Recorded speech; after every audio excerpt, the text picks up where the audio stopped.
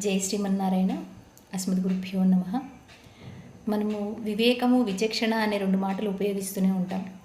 నిజంగా వివేకాన్ని కోల్పోతే ఎట్లాంటి పరిస్థితి ఎదురవుతుంది అనేది మనకు ఒక శ్లోక రూపంలో తెలియజేస్తూ ఉన్నారు.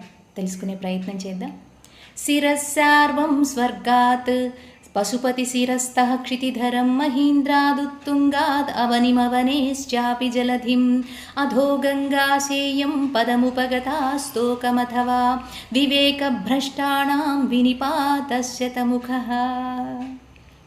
ఎక్కడో స్వర్గలోకంలో ఉండవలసినటువంటి ఆ గంగాదేవి శిరస్సార్వం స్వర్గాత్ పశుపతి శిరస్థః, ఆ స్వర్గం నుంచి జాలువారి శివుని జటాజూడంలోకి చేరిందో, శివుని శిరస్సు నుంచి మళ్ళా క్షితిధరం భూమిని చేరుకుందో, మహీంద్రాదుత్తుంగాత్ అవనిమవనేశ్చాపి, ఎత్తైనటువంటి ఉత్తుంగమైనటువంటి హిమవత్ పర్వతం నుంచి జాలువారి అవనిమవనేశ్చాపి జలధిం అధో గంగాశేయం, పాతాళానికి పడిపోయిందో, ఆ హిమవత్ పర్వతాల నుంచి జాలువారి పాతాళానికి పడిపోయిందో. నిజంగా వివేకభ్రష్టులైనటువంటి వాళ్ళకి వివేకభ్రష్టానాం వినిపాతస్య తముఖః భవతి.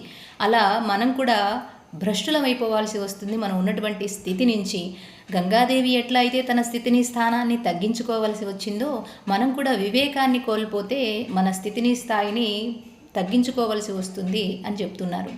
ఎంతో ధనం ఉండవచ్చు, ఎంతో అధికారం ఉండవచ్చు, అధికారము ధనం ఉంది కదా అని అహంకరించకుండా మనము చక్కగా ఎవరికి ఇవ్వాల్సినటువంటి గౌరవ మర్యాదలు వాళ్ళకి ఇస్తూ ఉండాలి.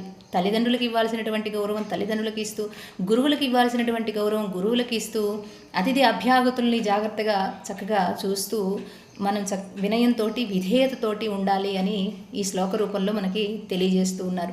సహనం ఓర్పుతో మనం ఎప్పుడైతే ప్రవర్తించామో మనకి మన యొక్క స్థాయి ఆ గంగాదేవి ఎట్లా అయితే స్వర్గాన్ని అధిరోహించి ఉండేదో అలాంటి స్థితి మనకి కలుగుతుంది అని ఈ శ్లోక రూపంలో మనకి ఒక మంచి నీతి వాక్యాన్ని తెలియజేస్తూ ఉన్నారు. జై శ్రీమన్నారాయణ.